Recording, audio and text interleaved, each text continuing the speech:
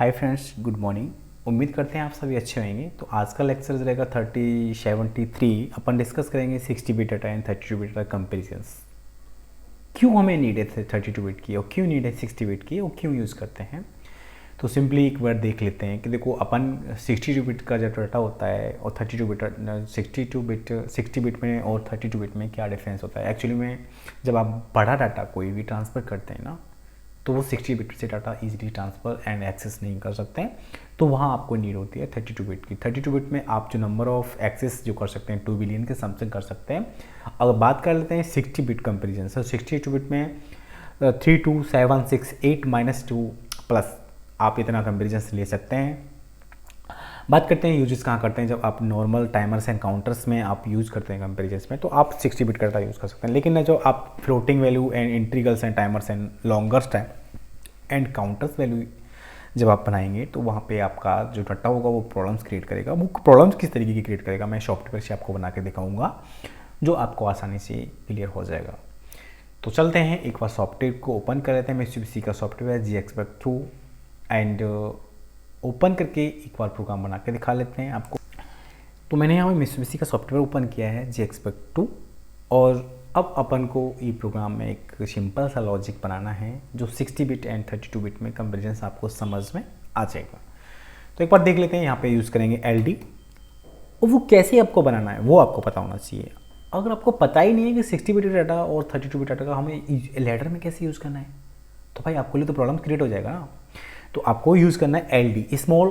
जब small data use करना है तो आप LD लिखेंगे। LD लिख के लेस देन यूज़ करते हैं। लेस देन ये सिंबल होता है लेस देन का। लेस देन एक डाटा रजिस्टर लिया आपने D1, दूसरा डाटा रजिस्टर है D2। ठीक है, आपने दो वैल्यू लिया डाटा रजिस्टर्स का D1 एंड D2। अब D1 एंड D2 में वैल्यू आप चेंज करेंगे, और चेंजेस करने से आपको पता चलेगा कि 60 बिट में 32 बिट में क्या डिफरेंस होता है।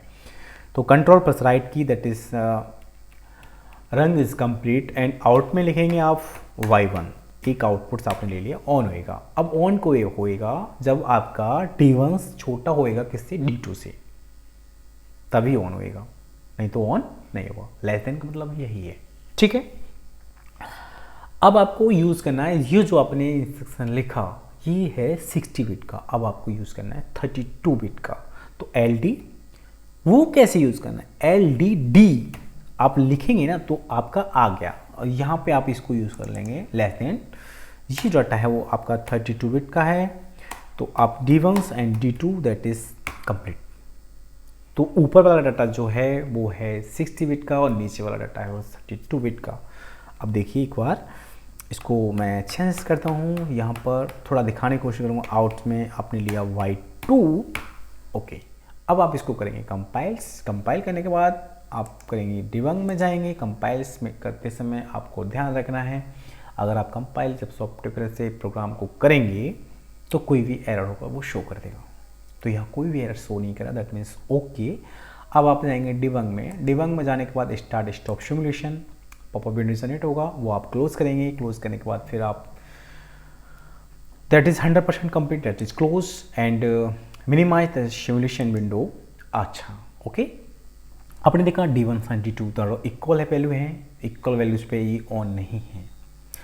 वैल्यू करेंगे, मॉडिफिकेशन में जाएंगे, वैल्यू चेंजेस करेंगे, वैल्यू चेंजेस। तो आप यहाँ पे आप देंगे, अभी देखो सिंगल वर्ड्स में, दोनों को सिंगल वर्ड्स में ले लेते हैं। सिंगल वर्ड्स में साइन यूज़ करें तो डबल वर्ड्स में नहीं है। D1 की जगह आप लेंगे D1। ओके, अब वैल्यू यहाँ पे डालेंगे, मान लो D1 में डाला 100। ओके, अंडरस्टैंड, दोनों में 100 शो कर रहा है जब आप सिंगल वर्ड्स यूज़ कर रहे हैं तो। ठीक है, अभी आपने वर्ड्स कौन सा यूज़ किया, मेरी बात समझने की कोशिश करना। वर्ड आपने लिया सिंगल वर्ड्स, D1 को सिंगल वर्ड्स में यूज़ कर रहे हैं। ठीक है, अब आपको चेंज करना है। अब आपको D2 में वैल्यू लेके आते हैं। D2 में वैल्यू कितनी डालते हैं, मान लो सिंगल वर्ड्स में वैल्यू यूज़ कर रहे हैं तो सिंगल वर्ड्स को रखिए यहाँ पे। D1 में वैल्यू कितना, D2 में सिंगल वर्ड्स में, तो आपने लिया यहाँ पे 200 रखेंगे इसको, दैट इज ऑन। जैसे आपने 200 उसमें वैल्यू रखा, लेकिन D1 में क्या है, सिंगल वर्ड्स। और यहाँ पे जो कंपैरिजन कर रहे हैं वो कौन सा कंपैरिजन लिया आपने, डबल वर्ड्स, तो वैल्यू इज चेंजेस।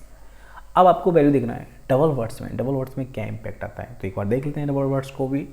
तो आपकी यहाँ वैल्यू ये परफेक्ट है। D2 में 200 वैल्यू है, D1 में 100, तो दैट इज ऑन। अब आप इसको यूज़ करेंगे डबल वर्ड से यूज़ करेंगे तो आपको प्रॉब्लम्स क्या आएगी। तो आप जब D2 में आप फीड कर लेते हैं डबल वर्ड्स एंड यहाँ पे आप रखते हैं कितना वैल्यू डाल सकते हैं 2147483647 तक आप इसमें पॉजिटिव एंड नेगेटिव वैल्यू डाल सकते हैं, फीड कर सकते हैं one time access and send.